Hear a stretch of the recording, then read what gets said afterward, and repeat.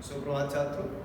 कक्षा 10वीं के लिए हमारा आज का विषय है अलंकार। अलंकार वैसे पहले नहीं होता था कोर्स बी में, लेकिन हमारा नया विषय है, इसीलिए हमें इसको करना बहुत ज़रूरी है, क्योंकि बाकी सब विषय तो आपके साथ पुरानी बुक्स में भी मिल जाएंगे और नई बुक शायद अवेलेबल ना हो, इसीलिए मैंने अलंकार को ही अपने विषय के रूप में चुना है। हमारी पहली वीडियो में देखिए अलंकार में क्या गया है।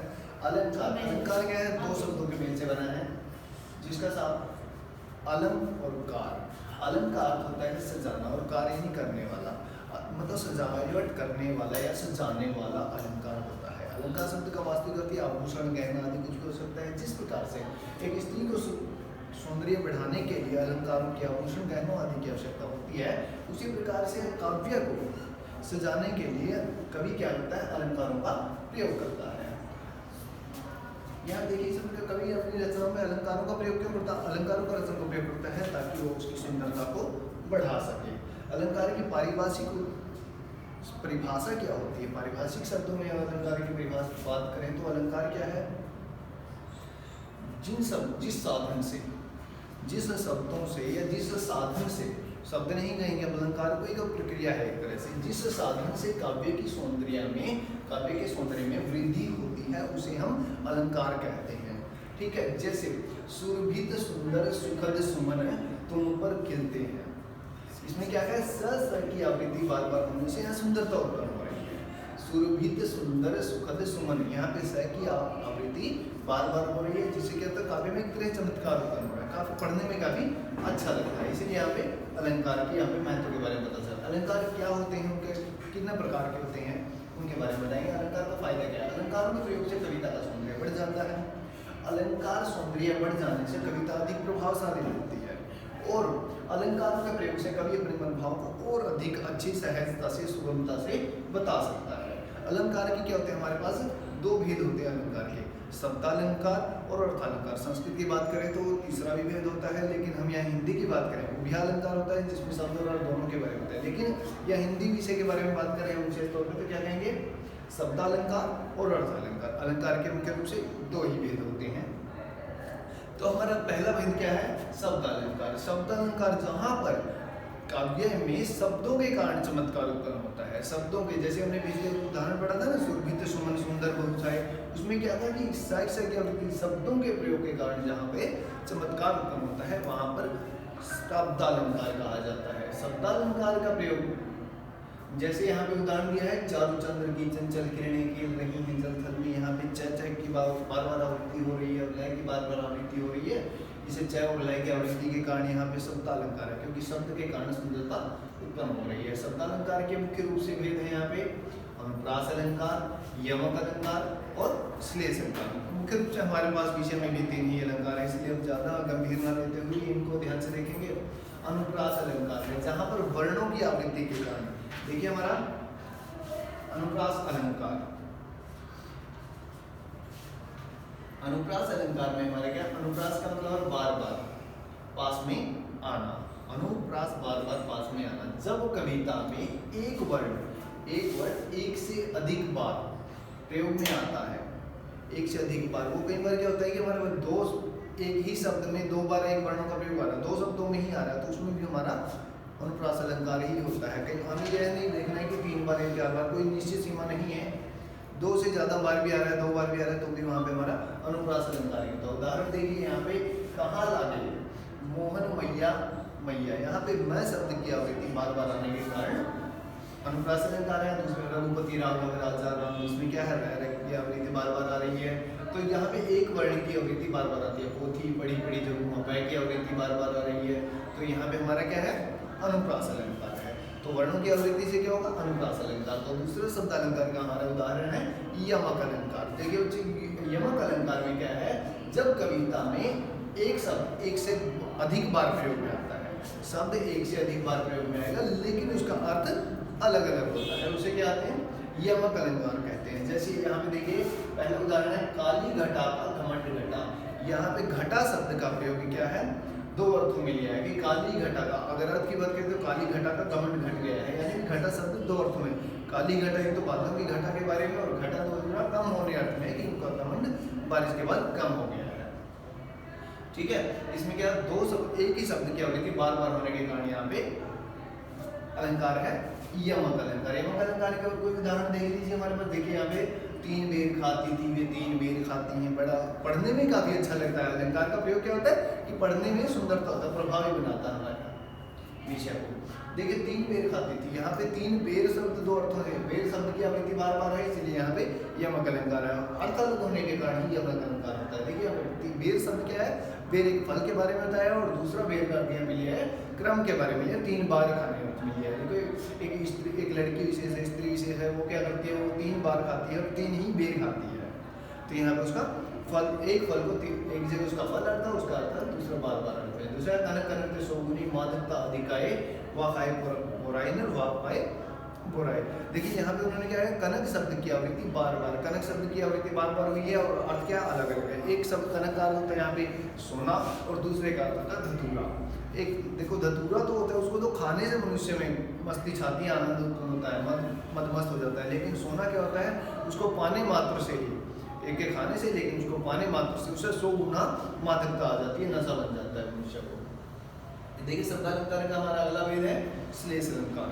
संस्कृत में तो जो भी है इसका, लेकिन यहाँ देखिए हिंदी में चिपका हुआ अर्थ होना। इसमें क्या कहा है, जिसका अर्थ एक शब्द किया हुआ अधिक से अर्थ होते हैं। इसलिए एक शब्द का प्रयोग होता है जहाँ पे एक शब्द एक से अधिक अर्थ चिपके रहते हैं, एक शब्द में एक से ज्यादा अर्थ निकलते हैं। देखिए यहाँ पे इस दोहे को मैंने विशेष तौर पे इसलिए डाला गया है क्योंकि इस दोहे में क्या होता है, पानी की आवृत्ति भी बार बार आ रही है।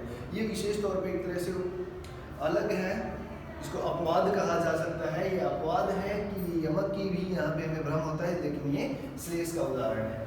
पानी रहीमत पानी राखे बिन पानी सरसों पानी गए न उमरे मोती मानुष चून। पानी शब्द की आवृत्ति हो रही है, एक शब्द में यहाँ पे दिया पानी के बारे में दिया गया है, पानी इज्जत राखिए, जैसे अभी हम, और पानी के बिना क्या होता है, मोती मनुष्य और चून दोनों के अलग अलग संदर्भ में, मनुष्य के संदर्भ में पानी का इज्जत के अर्थ में लिया है, चून और मोती के संदर्भ में पानी का अर्थ जल के अर्थ में लिया गया है। ठीक है, श्लेष अलंकार के उदाहरण देखिए हमारे पास। मंगन को देख पट देत बार बार है, यहाँ पे एक ही शब्द की इसकी वास्तविक परिभाषा पे यहाँ पे उदाहरण दिया गया है। देखिए मंगन को देखी पट देत बार बार है। मंगन यानी मांगने वाले को, किसी भिखारी को, किसी याचक को देखकर बार बार पट, पट यानी कपड़ा और पट का अर्थ होता है किवाड़। दो अलग अलग अर्थ नहीं यहाँ पे कि यदि कोई मांगने वाला हमारे पास आता है या वह क्या करते हैं, या तो उसको बार बार उसको देखकर दरवाजा बंद कर लेती है। किवाड़ पट क्या है, दरवाजा बंद कर लेती है, किवाड़ आदि अर्थ दिया गया है कि उसको बंद कर लेती है। और दूसरा पट वस्त्र, कि जब भी वो मांगने वाले को देखता है तो क्या करते हैं, वो बार बार वस्त्र उसको दान करती है। आगे देखिए रावण सर सरोज वनचारी चली रघुवर सिलीमुख। इसमें भी यहाँ पे क्या किया गया है, सिलीमुख शब्द के 2 बार अर्थ लिए गए हैं। सर सरोज के भी यहाँ पे अलग अलग अर्थ दिए गए हैं, इसलिए यहाँ पे क्या कौन सा है, सिलीमुख शब्द का अर्थ तो बाण अर्थ में लिया गया, भावरा अर्थ में लिया गया है। यहाँ पे क्या है, श्लेष अलंकार दिखाई दे रहा है। आगे हमारा अलंकार का दूसरा और मुख्य भाग आता है अर्थालंकार। शब्दालंकार में शब्द के कारण और अर्थालंकार में क्या होगा, शब्दों के कारण नहीं बल्कि अर्थों के कारण उनमें सौंदर्य उत्पन्न होता है। अर्थालंकार में देखिए हमारे मुख्य अलंकार है उपमा, रूपक, प्रेक्षा, अतिशयोक्ति और मानवीकरण अलंकार। उपमा, रूपक, उपमा अलंकार को सबसे पहला अलंकार माना गया है, जिसका अर्थ ही वास्तव में क्या होता है, समानता बताना होता है। ठीक है, यह अर्थालंकार का विशेष है और सबसे पहला अलंकार इसको विशेष श्रेणी में लिया गया है। उपमा अलंकार का अर्थ होता है समानता दिखाना, जहाँ व्यक्ति या वस्तु की दूसरी स्थिति से, स्वभाव आदि से के कारण या गुण आदि के कारण तुलना या समानता किसी व्यक्ति वस्तु के साथ की जाती है और दूसरे के साथ ज़्यादा समानता दिखाई जाती है, वहाँ पर क्या होता है, उपमा अलंकार होता है। उपमा अलंकार जैसे उदाहरण है यहाँ पे, हाय फूलसी कोमल बच्ची हुई रात की थी ढेरी। यहाँ पे आपकी कविता से ही यहाँ पे लिया गया है, हाय फूलसी कोमल बच्ची। यहाँ पे क्या है, बच्ची को फूल सी कोमल से, सी इसमें सी के द्वारा इसमें क्या गया है, इनका साधारण नाम बताया गया है कि उस कोमल उसके समान रात की ढेरी के समान को बदल जाती है। देखिए इसको उपमा अलंकार के अंग के बारे में बात करें। उपमा अलंकार के मुख्य रूप से 4 अंग होते हैं, उपमेय, उपमान, साधारण धर्म और वाचक शब्द। उपमेय जिस व्यक्ति की या वस्तु की समानता की जाती है। देखिए हमारे कर्मधारय समास में भी ऐसे होता है, जिस व्यक्ति की समानता की जाती है उसे उपमेय कहते हैं और जिससे समानता की जाती है वह होता है उपमान। हमें अलग अलग से ध्यान रखना, हमें सिर्फ इतना ध्यान रखना है कि जिसकी समानता की जाती है वह उपमेय है और जिससे समानता की जाती है, जिसके तुल्य समान बताया जाता है उस अच्छाई बुराई बताई जाती है वो क्या होता है? उपमान। साधारण धर्म और वाचक शब्द। साधारण धर्म होता है उपमान में भी पाया जाने वाला परस्पर समान गुण। वह गुण, वह दोष या गुण, वह सुंदरता, अच्छाई बुराई या रंग रूप के कारण जो सुंदरता होती है, जो भी है वो एक समानता जिससे दिखाई जाती है। जो समानता दिखाई जाती है वो होता है साधारण धर्म। और वाचक, जिन शब्दों से समानता दिखाई जाती है, जो शब्द उसमें सा, सी आदि, तुल्य आदि, अपने शरीर से समान, जो इन शब्दों के कारण उसमें तो समानता दिखाते हैं और इन्हीं के कारण वहाँ पे अलंकार होता है। उदाहरण देख लीजिए, पहला मैंने वही बोला था, हाय फूल से कोमल बच्ची। इसमें इनको अगर से बात करें तो बच्ची की तुलना की गई, बच्ची में है, फूल उपमान है, सी साधारण धर्म है, सॉरी समानता रात की ढेरी के समान हो जाती है, वहाँ उसकी समानता है, ये आपका साधारण धर्म है, और सी इसका वाचक शब्द है। हरि पद पद कोमल कमल से अगला उदाहरण देखिए, इसमें सीता का मुकुट चंद्रमा के समान सुंदर है।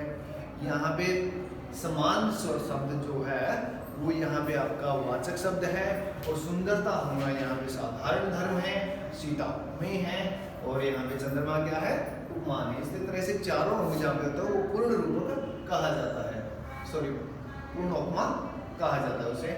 रूपक अलंकार, अगला हमारा रूपक अलंकार आता है। रूपक अलंकार में जहाँ गुणों की समानता दर्शाने के लिए वस्तुओं को बिल्कुल एक समान मान लिया जाता है। उसमें जो उपमा में क्या होता है? सा सी जो आदि का प्रयोग होता है, लेकिन इसमें सा सी जो आदि का प्रयोग नहीं होता, बल्कि बिल्कुल एक समान का प्रयोग किया जाता है। दोनों अलंकार आपके क्रमधारय समास के अंतर्गत में ही मिलते हैं। जैसे इनमें क्या है, एक शब्द को दूसरे के बिल्कुल ही समान बता दिया जाता है। राम रतन धन पायो, राम रतन रूपी धन, रूप एक रूप में दूसरे का पूरी तरह से आरोप कर दिया जाता है।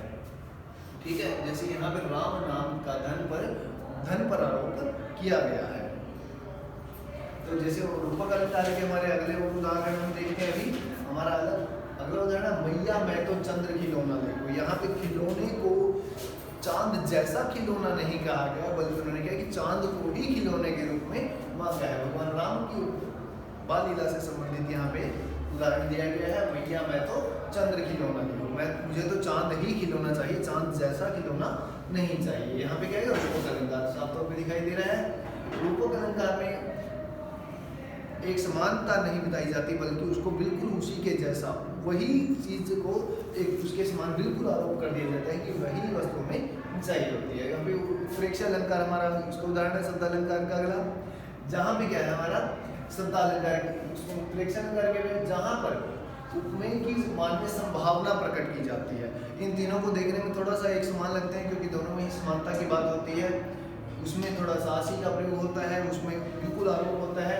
यहाँ पे तुलना बताई जाती है, मानो मतलब उसके जैसा लग रहा है, मानो अर्थ में है कि मानो ऐसा है, मानो उसके जैसा लग रहा है, थोड़ा वैसा नहीं है लेकिन उसके जैसे वही ना हो, भ्रांत थोड़ा सा भ्रम होता है एक तरह से देखने में। जैसे अरुण कांति वाला मुख, मानो प्रातःकालीन सूर्य, अरुण कांति सूर्य के समान कांति वाला मुख, ऐसे लगता है सूर्य के समान चमक वाला मुख, मानो सूर्य ही ना हो, मतलब उसके संभावना यहाँ पे थोड़ी दिखाई जाती है। प्रेक्ष अलंकार के शोभत ओढ़े पीत पट श्याम सलोनी गात, यहाँ पे मनहु नीलमणि शैल पर आत्मप्रियवाद, यहाँ मनहु शब्द की आवृत्ति के कारण यहाँ पे क्या हो रहा है? अनुप्रास अलंकार, सॉरी उत्प्रेक्ष अलंकार हो रहा है, क्योंकि यहाँ पे क्या है? मनहु शब्द से मानो अर्थ में आ रहा है कि सोहत ओढ़े पीत पट, जो भगवान कृष्ण हैं, जो उनके शरीर पर पीले वस्त्र श्यामले शरीर पर ऐसे लग रहे हैं मानो नीलमणि पर्वत पर सूर्य की किरणें आ पड़ी है।